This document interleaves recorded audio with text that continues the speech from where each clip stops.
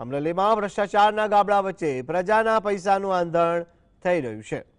વિધાનસભા ગેટથી college circle સુધી લાખોના ખર્ચે માત્ર 3 મહિના પહેલા બનેલો 2800 મીટરનો સીસી રોડ ટેસ્ટિંગમાં ફેલ જતા 150 મીટર જેટલો તોડી પડાયો છે। ગેરંટી પીરિયડ પહેલા જ રોડની આ હાલત થતા કોંગ્રેસે ભાજપ રાજ્યમાં ભાગ બટાઈ ભ્રષ્ટાચારના ગંભીર આક્ષેપ કર્યા।